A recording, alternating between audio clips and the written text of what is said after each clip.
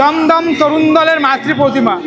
এখানে বেশ কিছু ঘুঁটে রয়েছে, অনেক কাজ করা হয়েছে। এই চোখ রয়েছে এবং নিচে রয়েছে পায়ের ছাপ, প্রতিচ্ছবি সেটা আমরা একদম ওপরে দেখতে পাচ্ছি। যে রূপটা আইডেন্টিফিকেশনের জন্য ছাপটা আমাদের কাছে নেসেসারি হয়েছে। দমদম পার্ক তরুণ দল এবছরের ভাবনা ছাপ মণ্ডপে রয়েছি।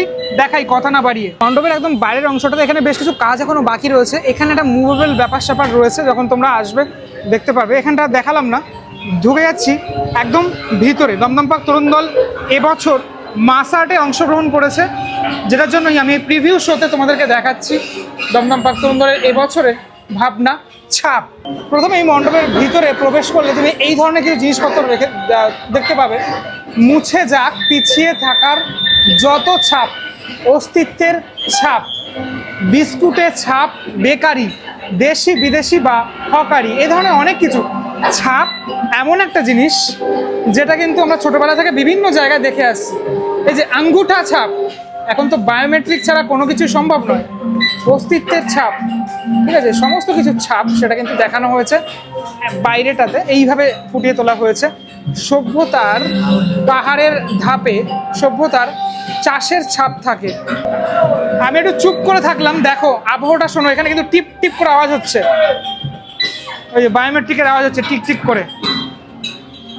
তো এই হলো মণ্ডপের এই আর একটা অংশ, মানে এই স্টেপ থেকে ঢুকে যাওয়ার পর পরবর্তী যে অংশ, সে পরবর্তী অংশে প্রবেশ করলাম আমরা। এখানে বেশ কিছু ঘুঁটে রয়েছে, ঘুঁটেরও ছাপ সেটাও দেখানো হয়েছে এখানে।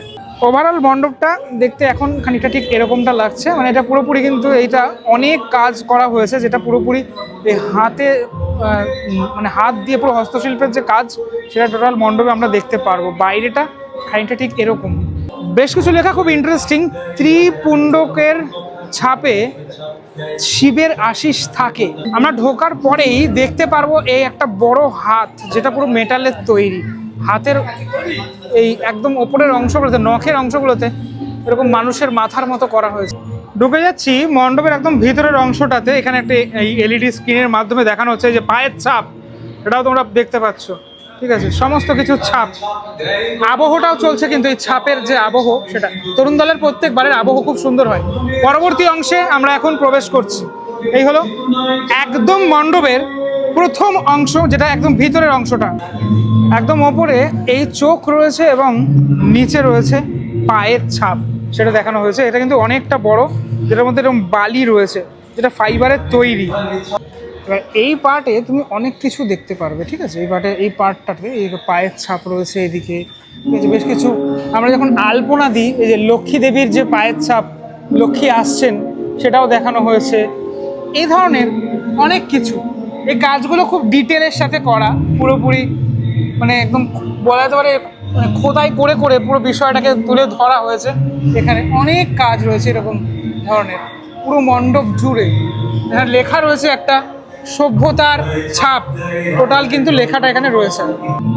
মণ্ডপের এই পার্টটাতে তোমরা যেটা দেখতে পাবে, একদম ওপরে অশোক স্তম্ভ রয়েছে, আর ভারতের জাতীয় পতাকা আমি দেখতে পাচ্ছি। তারপর এই যে চিহ্ন, সেই চিহ্নটি রয়েছে, যেটা ভোট দেওয়ার সময়, যেটা নির্বাচন যেটা দেওয়ার সময় যে ছাপ, যেটা আগে তো এরকম ছাপ দিয়েই ভোট হতো, সেটা দেখানো হয়েছে।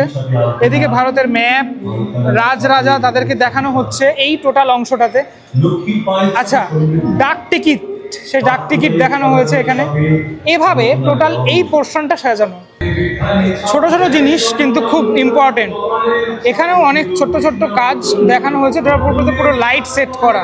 তবে সব থেকে বেশি ভালো লাগছে এই চোখের অংশটা, এবং এখানে কিন্তু অনেক কিছু লেখা, দেখো অস্তিত্বের ছাপ, এই সমস্ত ছাপের ব্যাপারে লেখা রয়েছে। এই চোখ এবং এই যে পায়ের অংশটা এখানে রয়েছে, পায়ের যে ছাপ, সেটা পাটাকে একটু উল্টো করে মানে ছাপটা দেখানো হয়েছে এখানে। এবার আমরা প্রবেশ করব মেন গর্ভগৃহ, অর্থাৎ যেখানে ঠাকুর ঘর, সেই জায়গাটা। যেই জায়গাটা সাজানো হয়েছে ঠিক এইভাবে, এদিকে ওদিকে আমি দেখাচ্ছি খানিকটা ঠিক কীভাবে সেজেছে। এবং এই হলো ওদের মাতৃ প্রতিমা, এবছর 2025-এর দমদম তরুণ দলের মাতৃ প্রতিমা। এই একটা জায়গার মধ্যেই সকলকে দেখা যাচ্ছে, কিন্তু মানে দুর্গা দেবী তো রয়েছেনই, আর এই ফ্রেমটাতে তুমি সকলকে দেখতে পাচ্ছ। লক্ষ্মী, গণেশ, কার্তিক, সরস্বতী এই দুটো সাইডে রয়েছে এবং একদম ওপরে কাজটা কিন্তু খুব সুন্দর হয়েছে, মানে দারুণ একটি কাজ।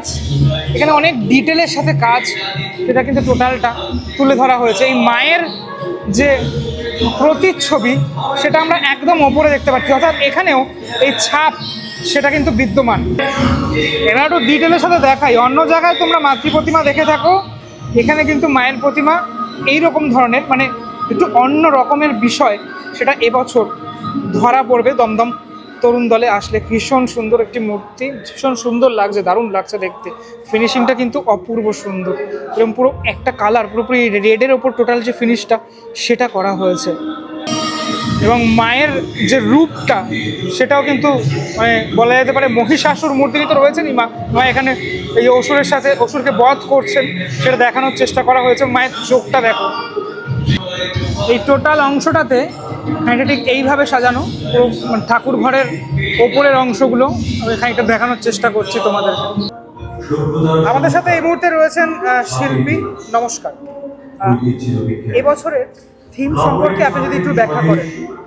এবছরের থিম হচ্ছে আমার ছাপ। ছাপটা করার উদ্দেশ্যটা হচ্ছে আমাদের এখনকার দিনে একটা আইডেন্টিফিকেশনের জন্য ছাপটা আমাদের কাছে নেসেসারি হয়েছে। এক সময় ছিল সিগনেচার করাটা বাধ্যতামূলক, চেষ্টা করা গভর্নমেন্ট লেভেলে, সেটাকে বলো যে হাতের ছাপ নয়, अंगूठी का छाप नहीं, लिखना पड़ेगा, হ্যাঁ সহি करना पड़ेगा। এ তো ছিল একটা সময় শ্লোক। এখন কিন্তু সেসব বন্ধ হয়ে সব কিন্তু সেই প্রাচীন যুগে চলে গেছে। হাতের ছাপ চাই, এটা একটা বায়োমেট্রিক চাই। তো এটা একটা বিষয়, এটা বাহ্যিক দিক দিয়ে আমি দেখাতে চাইছি যে আমাদের জীবনের অনেক জায়গারই সব কিছুতে ছাপের একটা ব্যাপার আছে।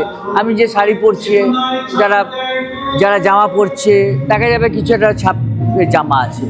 হ্যাঁ, খবরের কাগজ, ম্যাগাজিন, যে কোনো জিনিসে কিছু না কিছু একটা ছাপের ব্যাপার থেকে যায়, না হলেও একটা ব্র্যান্ডেড ছাপ চাই। হ্যাঁ, এগুলো তো রয়েছে। আমি সেই জায়গা থেকে আমি বলছি না, এই ছাপ শুধু নয়, যে ছাপ তুমি রেখে যাবে সারা জীবনের জন্য মানুষের কাছে, সেই রকম কোনো ছাপ দাও, যেটা স্পিরিচুয়াল ছাপ, যেটা তুমি সমাজের কল্যাণের জন্য কাজ করেছো, ব্যক্তিগত হয়তো কাজ করেছো উন্নতির জন্য, কিন্তু সেটা সমাজের একটা কল্যাণ আছে। যেমন রবীন্দ্রনাথ, যেমন বিবেকানন্দ, হ্যাঁ, তেমনি ধরনের মানুষ হও, কর্মজীবনের কিছু ছাপ রেখে যাও। তোমার মননের মধ্যে যেসব কথা আসে সেগুলো কিছু কাব্যের মধ্যে, সঙ্গীতের মধ্যে, সাহিত্যের মধ্যে, ছবির মধ্যে বিভিন্নভাবে রেখে যাও কিছু, সেই ছাপের কথা বলি। সাধারণের জন্য মোটামুটি খুলে যাচ্ছে কবে থেকে? সাধারণত মোটামুটি দ্বিতীয়া থেকে খুলে যাচ্ছে। এখানে তো ম্যাক্সিমাম আপনি এই কাজগুলো যেটা করেছেন হস্তশিল্পের মাধ্যমে, হ্যাঁ, ব্লক প্রিন্ট, উড কার্ভিং এর মাধ্যমে। আচ্ছা, সেটাও একটা ছাপ। আমার কোনো জিনিসটাই মানে ডাইরেক্ট করে না, সব ছাপ নিয়ে। যে ওয়ালের যত কাজ আছে সবই ছাপ। আঁকাটাও ছাপ, আঁকাটা হাতে আঁকা ডাইরেক্ট নয়, সবই হচ্ছে ইমপ্রেশন, সমস্তটাই ইমপ্রেশন। অনেক ধন্যবাদ আপনাকে কথা বলার জন্য। আশা করি সম্পূর্ণ মণ্ডপটাকে আমি ভালোভাবে দেখাতে পারলাম তোমাদেরকে। কেমন লাগলো ভিডিওটা সেটা আমাকে অবশ্যই জানিও। পরবর্তী ব্লগে দেখা হচ্ছে। পুজোর সময় অবশ্যই আসতে হবে এই পুজো দেখতে। তৃতীয়া থেকে মোটামুটি খুলে যাচ্ছে এই মণ্ডপ। চলো টাটা, ভালো থাকো সবাই।